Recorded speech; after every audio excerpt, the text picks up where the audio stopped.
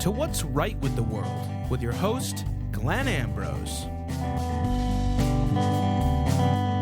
Hello, welcome to What's Right with the World. And today we are talking about opioids. That's a fun topic. I don't think that anybody would say opioids. No, I know. What's right with the world? I know. And plus, the way I pronounced that word seemed like a little bit overly weird too. Opioids? Opioids. Yeah. Yeah. But there is good news. This news article is coming from NBC News that I'm reading from. And it says that Purdue Pharma, the company best known for selling the prescription painkiller OxyContin, announced on Saturday that they would stop marketing opioid drugs to Now you got me messed up. Yes. They would stop marketing opioids to doctors. The move comes amid a series of state and municipal lawsuits that blame the company for contributing to the opioid epidemic. Purdue has faced criticism for more than a decade as it has aggressively and irresponsibly pushed the sale of the drug OxyContin.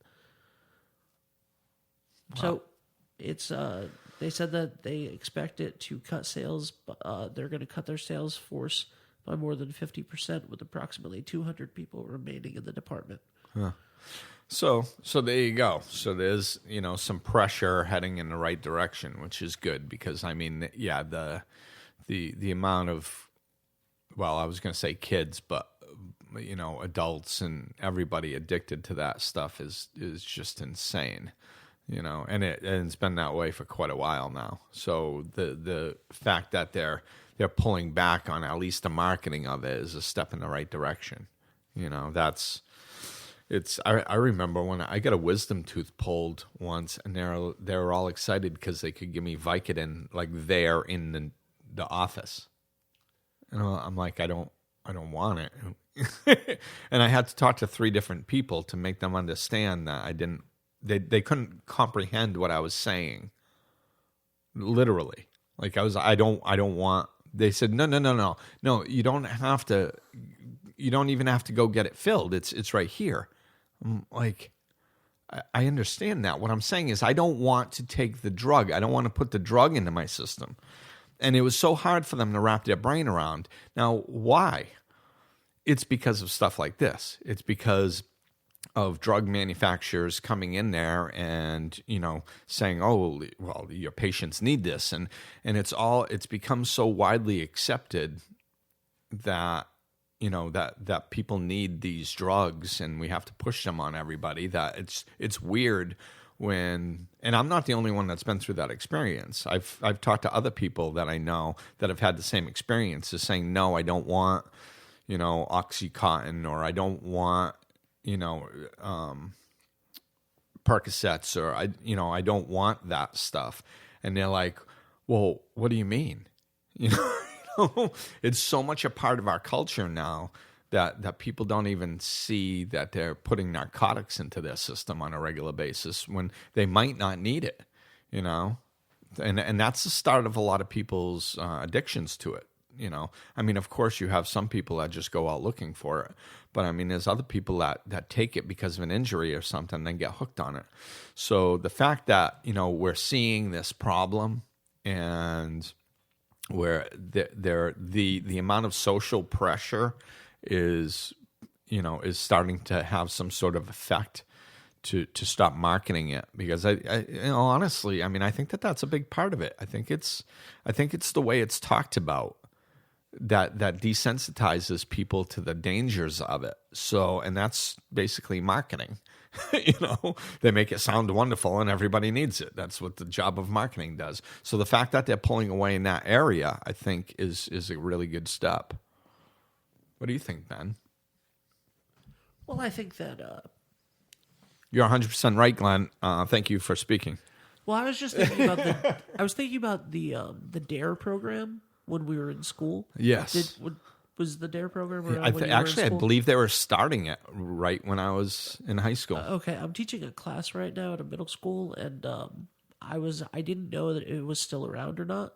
And I was surprised last week when I went in and I saw a big poster on the wall right at the entrance that this is a DARE-free school. This is a DARE drug-free school, which is great. And they taught us a lot about, gateway drugs. And at the time, at least, no one ever mentioned, prescriptions from your doctor Right. as that. But people that are around me that are my age that have had problems, I mean, I'm shocked at how many people that I went to school with, being only 30 now, are dead Right. from an overdose or an accidental whatever, because of opioids. Yeah. And a lot of that starts with stuff like OxyContin, Right. Injuries and just having your doctor prescribe it. And then next Right. thing you know, it's in your system and it's a whole nother story. Or having your doctor prescribe, have a parent having the doctor prescribe it for something. You don't really need it, and then your teenage kid gets Right. it. And then they can't Yeah, get because somebody at school goes, "Oh my God, Yeah, and then your they mom's can't- got this." and then they can't get any more, Yeah, and then heroin's cheaper. right. So, And that's and heroin's a big issue in where we are right now in Westerly, Rhode Island.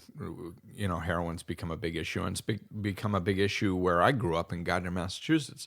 So it's like these are small little quaint New England towns that are getting run over with this with heroin. But you're right, it's because it comes in these doorways, and that stuff's a lot cheaper. So yeah, it starts with most of it starts with prescription drugs. and I think it's awareness. This is an example of awareness, and I get it. Technology can make things more complicated, and it's not used responsibly a lot of times, but the awareness levels that we have are making things less okay, and that's where we're being able to, yes, the world is getting smaller and there's negative aspects to that, but there's also positive aspects to that, where we can all band together quicker and we can get information out.